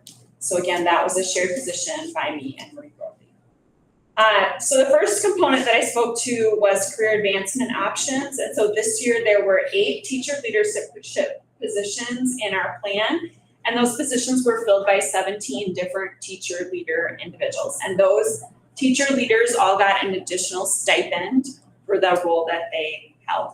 So some of those position roles were being on the committee, the coordinator, being an observation facilitator, a mentor, and also just there's a lot of data collection and upkeep. So there are some positions at the elementary and high school that are just making sure people are getting their paperwork turned in to provide accountability. Another goal of our committee was to expand our leadership. It had kind of dwindled down to a few rock steady leaders, but we wanted to start to incorporate some of the younger people and the new staff that we've brought on. So we had 4 continuing QCOM leaders on our committee this year, and we had 3 new leaders. So that was great that we were able to bring on some new people. And in addition, we recruited a number of experienced teachers to be mentors for our new staff. One of the things that we were most proud of this year was that our district QCOM committee set goals for student growth and achievement at both the elementary school and secondary levels, and both buildings met or exceeded those goals. And that's actually the first time that has happened in our QCOM plan. It's a $50 stipend per teacher if they meet the goals, and for the whole year. So these stipends are not huge. But in the past, when the plan initially started, we were in, what would you call that? What was that called? When MCAs or scores were low and you were like an improvement school or we were, because of our MCA scores, we were in kind of a precarious position there. So the goals that were set by that initial group were really lofty, and we were never able to meet them. But using the new FastBridge data and some other data sources, we felt like we could better reflect what's happening in the classrooms with our teachers. And so this year, the goals that we set were more attainable. They were still high goals, but they were more attainable.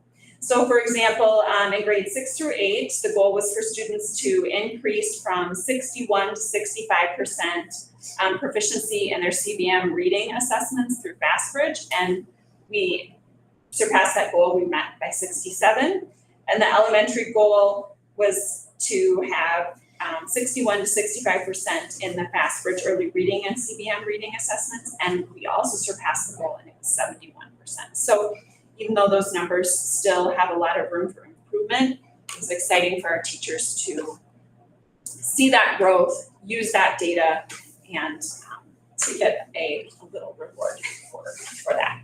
Second core component is job embedded professional development. And this year, a huge part of that is the political learning community. There we go. That's for our culture, our country, but professional learning communities, known as PLCs. And our QComp leadership team did 2 presentations at in-service days, and we had a lot of discussion as a team how to help support our teachers and build and improve those professional learning communities. And that's an ongoing project that we plan to continue through this next year. The third component is teacher evaluation. And as you know, our teacher development and evaluation plan is currently being reviewed. And there's some crossover. We have some committee members from QComp that are also involved in this process because it's such a huge part of our QComp plan. And the final component is, of course, the performance pay. So just so you have some idea, if teachers complete all the parts, the required parts, the stipend is $1,000. So it's $50 for the student growth. It's $375 for participating in $400 for professional responsibilities, $175 for completing their observations and evaluations with their peers, $50 for the student-wide achievement gains, and $375 for setting I spoke to the district goals, but for setting a personal student learning goal for your own students and meeting that goal and participating in the work that goes along with that. So,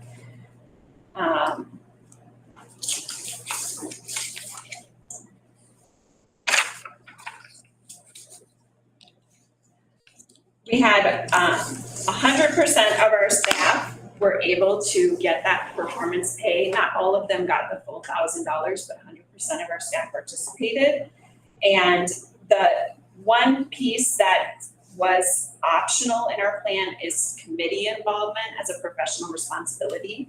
And we only had 88% of our staff participate on committees. But there are teachers who, because of other responsibilities with coaching and stuff, that it's just a really difficult piece for them to participate in. So that piece is optional. But I think it's exciting that we've had 100% of our teachers engaged in the QComp program and that we've increased our leadership capacity. It's great to see some of those new leaders coming on board and growing. We need more young leadership to continue in our profession. It's also really exciting to see teachers using more data to talk about their work and to place value on what they're doing and to use that to make their instructional decisions. So again, the really exciting part was meeting that goal. And we've had a lot of changes, but it's been really positive. We have to update our plan each year by August 31st. So hopefully I will have some TD&E, teacher development evaluation updates to include in our plan. And the state is also requiring a cultural competency rubric to also be included in our plan. So that is a required update that we will have to make. Everything else we're planning to keep pretty similar for next year.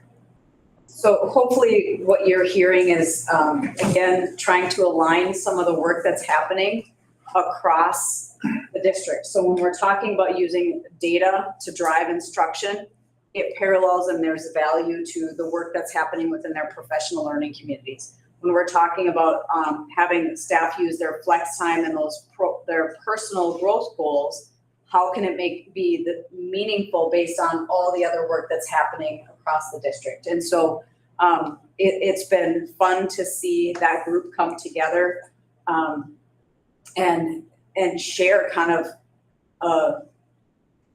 we're all moving in the same direction. It feels like the boat, we're kind of got the boat aligned. Now we're just getting the oars moving in with the right rhythm. So it's exciting. So thank you for that. Are there any questions for Rachel about QCOM? So this doesn't need to be submitted formally, but it did have to be presented to the board. So thank you for coming. Thank you very much. Appreciate it. Moving on to request for information and roundtable. Just real quick, and I apologize to everybody, I forgot to mention this last month at the annual FFA banquet. The school board was presented a certificate of appreciation for continued year of service or helping. I apologize.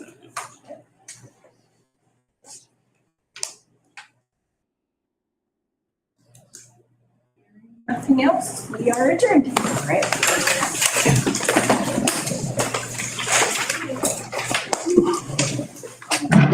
We'll see you around.